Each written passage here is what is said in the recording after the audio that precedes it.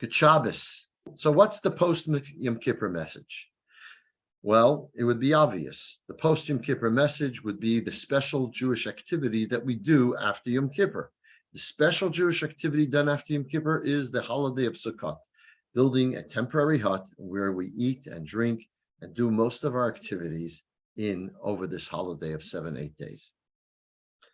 What's one of the aspects of it? What's the teaching of Sukkot all about? So one of them is we can gain from the first time the Torah mentions the word Sukkot. When Jacob, our forefather, left his father-in-law's home, where he was for over 20 years with his family, went back to Israel to be with his father, the Torah says that as he came to Israel, he built himself a home, and to his acquisitions, his sheep and everything else that he acquired, he made Sukkot. He made temporary dwellings. What message is there in that? The message is simple. Jacob, being a man of the tent, as the Torah tells us earlier, a man of study, sitting and studying the tents of Torah, his life was about spirituality. Even though he spent so much time working in his father-in-law's home, what was he really about? The world of the spirit, the world of the mind, the world of Torah study. To his acquisitions, his earthly acquisitions, that which he acquired in this world, for that he made tents, meaning for that he placed them in temporary dwelling places. Why? Because that was the level of importance of spirituality. That was what Jacob was about. But material things that are just physical, necessitated because we live in this world, for that he put into temporary tents. So this is what the message of Sukkot is. The message of Sukkot is that those things that are physical, material, should have a level of importance to us that is like a temporary dwelling. It shouldn't have permanent importance to us. What should be permanent to us is a life of the spirit, of Torah, of mitzvahs, of connection to God. That should be what is permanent in our life. Our families, our children, our spouses, that should be what is permanent. Our acquisitions, that which we acquire, our material things, that should be temporary. That's one of the things we do when we sit in the sukkah. Here's a great story expressing this idea. There's a rabbi in Israel talking about in the early 1900s.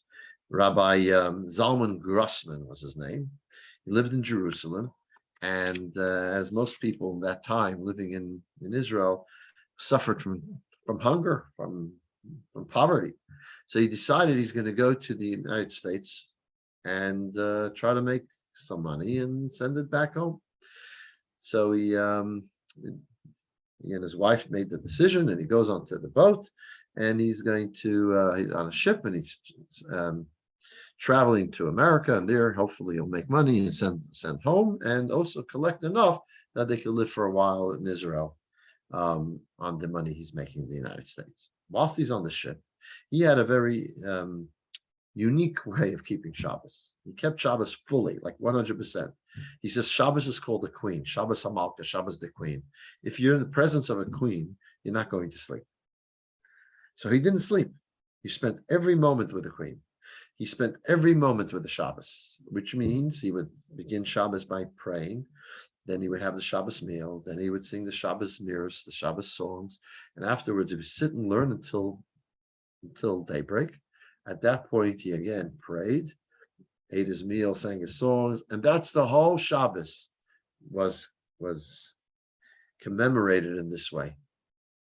Learning, davening, eating, singing.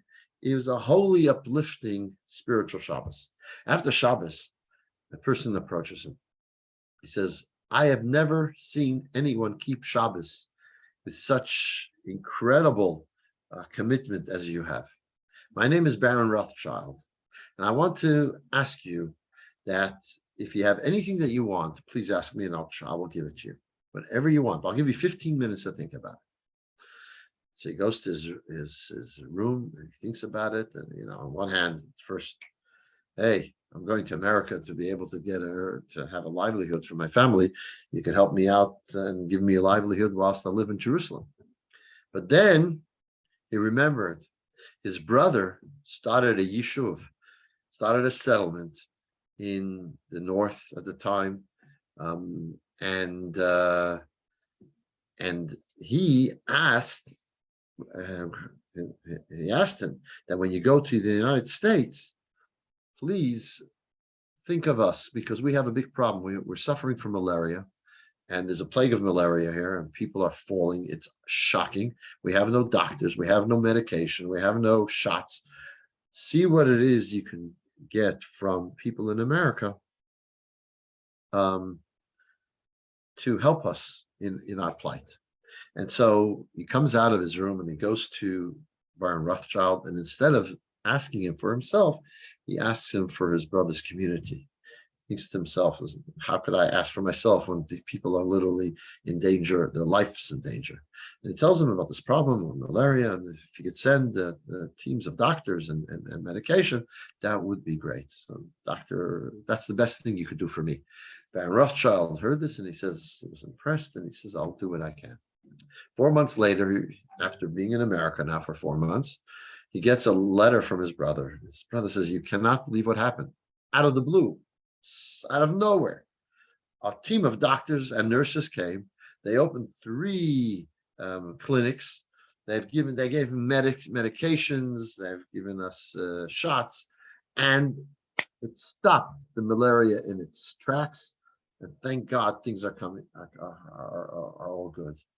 And they say that Baron Rothschild should be behind it. So, my dear brother, you don't have to worry about us anymore. Worry about yourself and take care of your parnasa, and may God help you as He helped us. After reading this letter a number of times, he got very emotional. That he was merited to be the means for them to be saved, for his community, of his brother's community, to be saved, so many lives. And they didn't even know that he had a portion in it. They didn't know that he's the cause for it. And later, when he told his family, he was very grateful, he said to his family, that he was able to overcome his personal interest to do kindness to others, to other Jews, and that he had that strength of character to be able to do so. That depicts the holiday of Sukkot. He overlooked completely his own interests for his own sake, the interest of his parnasa, material things, for the sake of the spirit, for the sake of others, for the sake of doing a mitzvah, helping other people. And that's what the message of Sukkot is meant to be. And therefore, the Sukkah is covered with schach. Schach are made of branches. They're what's called in the Gemara, psoilis, goyden v'yekef, which means it's the residue, it's the leftovers. It's the leftovers of your grain, of the threshing floor. So after you take the grain out, which is the main part of the stalk, what's left is secondary.